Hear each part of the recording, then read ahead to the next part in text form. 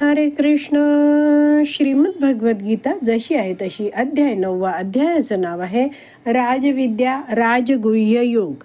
18व्या श्लोकाचं तात्पर्य आता वाचायला सुरू करणार. त्याआधी श्रील प्रभुपादांना प्रार्थना करूया. हे श्रील प्रभुपाद, आम्ही भगवद्गीता हा ग्रंथ वाचून समजून घेण्याचा प्रयत्न करीत आहोत.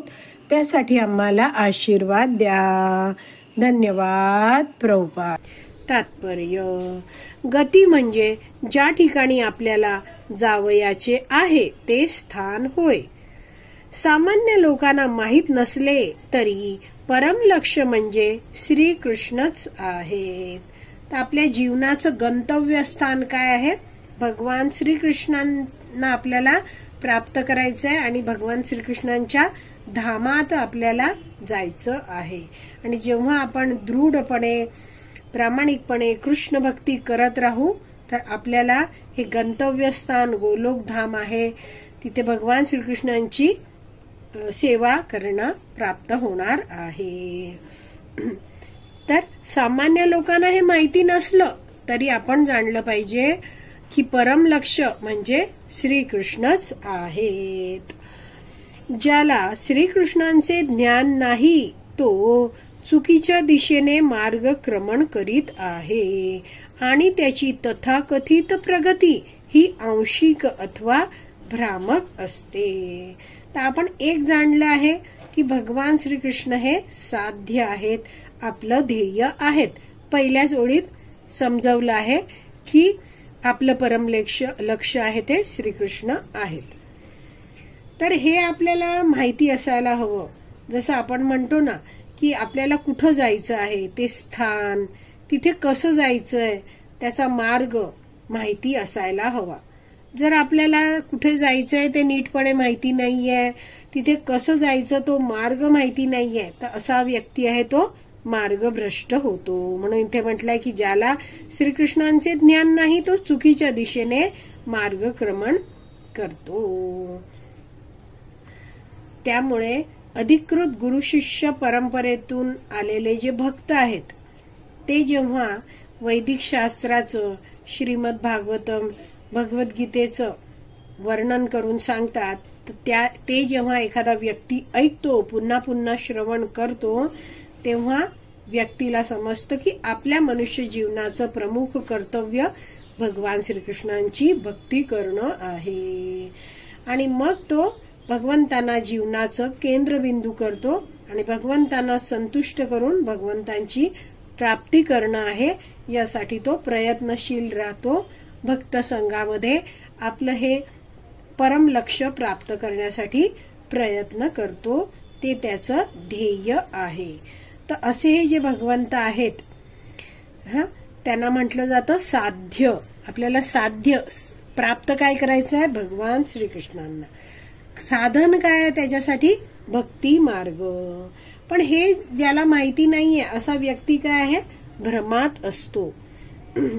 तर तो असा व्यक्ती वैदिक शास्त्रामध्ये सांगितलेलं जे काही कर्मकांड करतो, मात्र त्यामुळे त्याला काही भगवंतांची प्राप्ती होत नाही.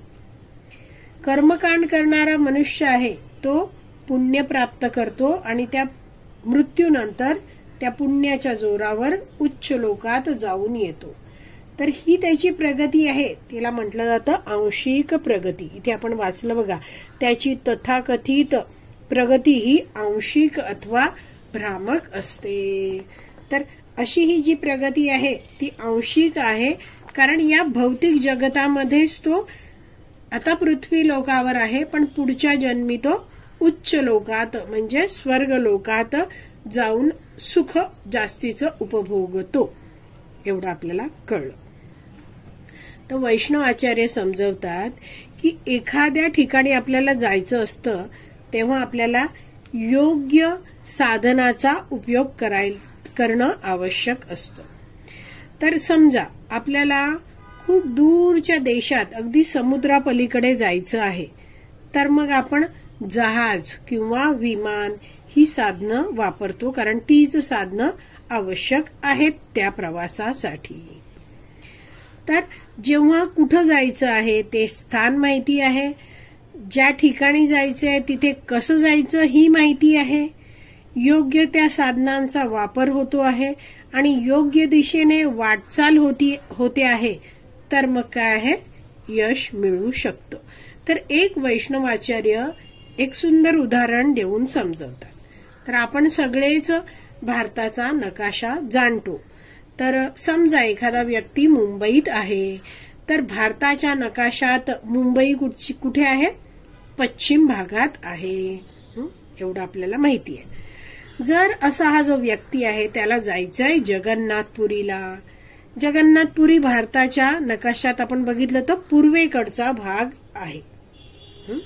जगन्नाथपुरीला लागूनच बंगालचा उपसागर मोठा आहे. एवढं आपल्याला ह्या जो मॅप आहे, भारताचा नकाशा आहे, हे बघून माहिती आहे. तर एखाद्या व्यक्तीला जायचंय कुठून, पश्चिमेकडून, जिथून ते मुंबईत आहे तिथून त्याला भारताच्या पूर्वेकडे जगन्नाथपुरीला जायचं आहे. दिशा कुठची घ्यायची आहे त्याला, पश्चिमेकडून पूर्वेकडे.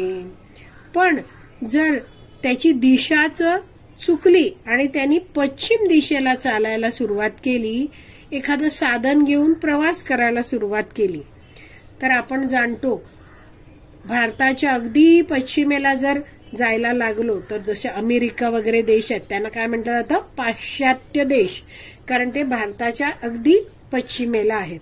हा व्यक्ती प्रवास करत करत अमेरिकेला गेला.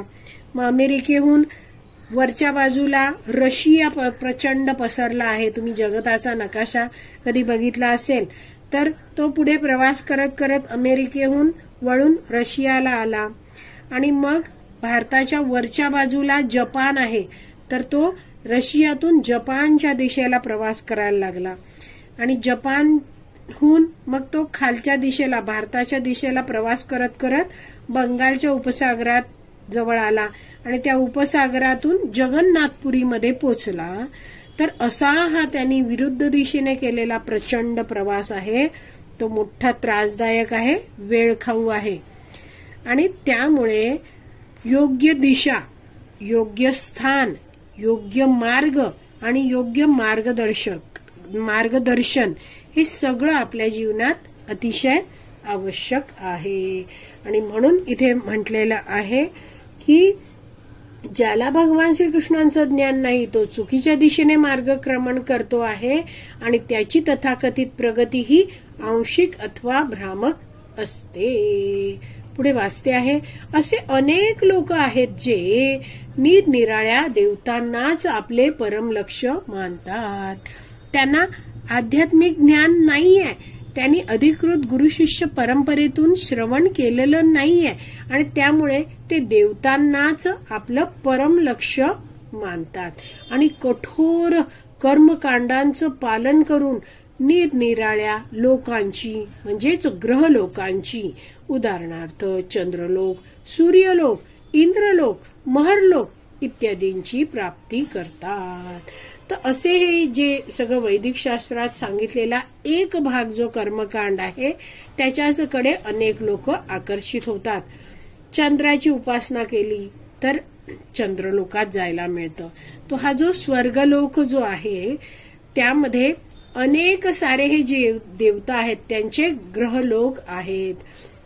जसं चंद्राचा ग्रहलोक आहे त्याला चंद्रलोक म्हणतात, सूर्याचा लोक सूर्यलोक, इंद्र ज्या लोकात राहतो तो इंद्रलोक, अशा रीतीने. तर असे हे जे लोक आहेत ते कर्मकांड करतात, खूप सारे कठीण काही नियमांचं पालन करतात आणि मग प्राप्त काय होतं त्यांना, हे सगळे उच्च लोक प्राप्त होतात. तर आज आपली विराम द्यायची वेळ झाली आहे. आज आपण इथेच विराम देऊया. श्रीमद भगवत गीता की जय. श्रील प्रभुपाद की जय. हरी बोल.